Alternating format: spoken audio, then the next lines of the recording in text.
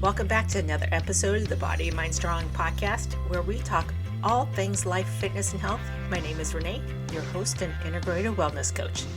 My mission with Body and Mind Strong is to help you achieve your life, health, and fitness goals and maintain long-term success by giving you the proper tools through online health, wellness, fitness, and behavioral coaching.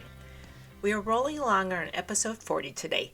But before I go into today's episode, I want to say a quick but heartfelt thank you to all that have been following me for some time. Thank you so much for sticking around through my slow start and that long hiatus I had. We just hit a milestone in regards to download, a small one, but still a milestone, and we're picking up steam. I'm so excited about all this. My plan for the future of this podcast is to get more people on for interviews and continue with short episodes, all which bring you knowledge around life, health, fitness, and more. Knowledge that will help you lead the life you want and create a happier, healthier, and stronger you.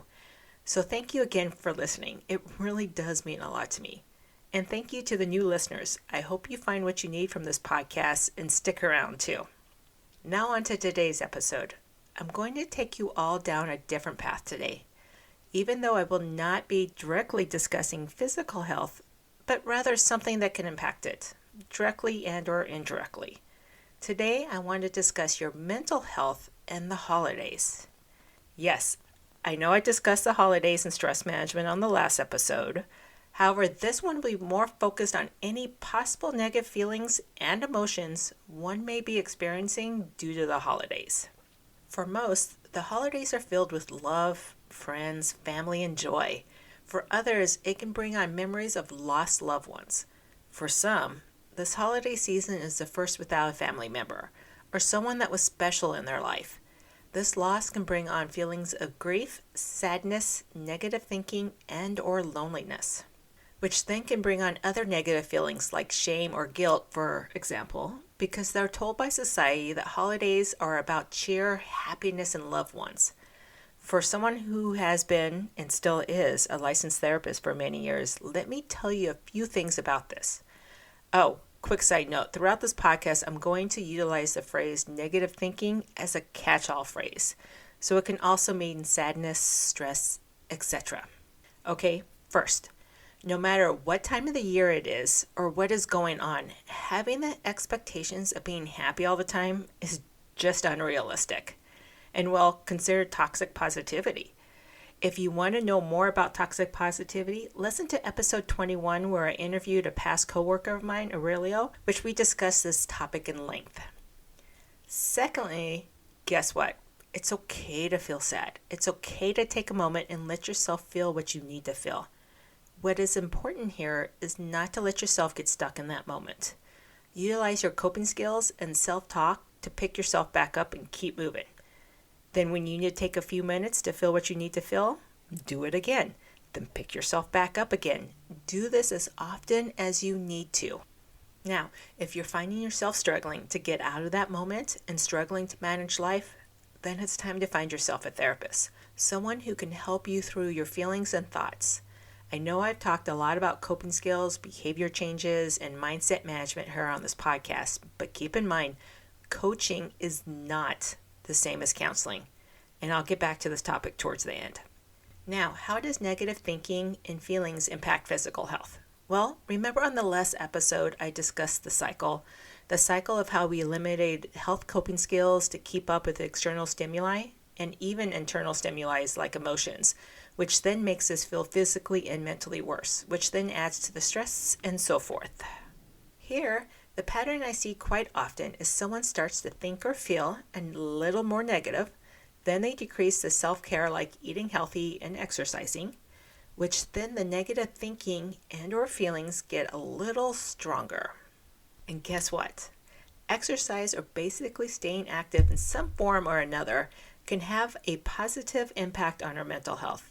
And yes, I'm a huge advocate for this. Now, it's not a magic pill. It won't solve all your problems. Exercise is just a piece of the pie when it comes to overall good mental health, and it's been a proven aid in the process.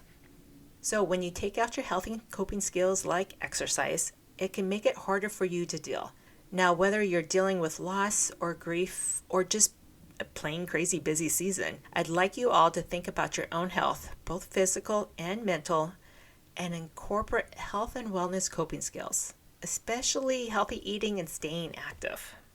Again, don't overthink this or put too much pressure on yourself to eat healthy all the time or exercise daily.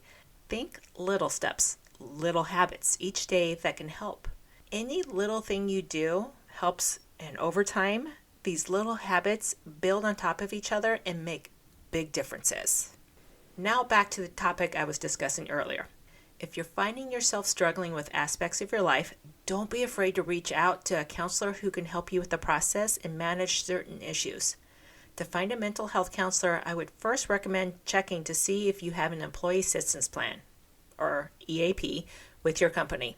Most EAPs will offer free counseling sessions, but the numbers of the sessions will depend on which program your company purchases. Next, follow up with your insurance company and find one through them. Usually you'll just need to go to the website of your health insurance, put in your insurance plan, and then search for mental health services. When in doubt, call the insurance company to find out what your insurance covers and how to find a mental health counselor. If you're dealing with grief, there's a lot of great counselors who specialize in this area, grief and loss. So again, and yes, I do repeat this a lot, don't be afraid to ask for help. Your mental health is important. Oh, and seeing a therapist does not automatically mean you're crazy. Trust me on this one. Alrighty then. If you have any other questions for me, life, health, and fitness topics you would like to request, or are interested in working with me on your life, health, and fitness journey to a healthier, happier, stronger you, please feel free to contact me at Renee@bodyandmindstrong.com. I hope you found this information to be useful, and if so, please click the subscribe button or tell someone else about this podcast. I would very much appreciate that. You can also find me on Facebook, Instagram, and YouTube. Stay tuned for more episodes on helping you create a healthier, happier, stronger life for yourself, and make sure you're doing at least one thing today that will get you one step closer to one of your goals. Have a great day.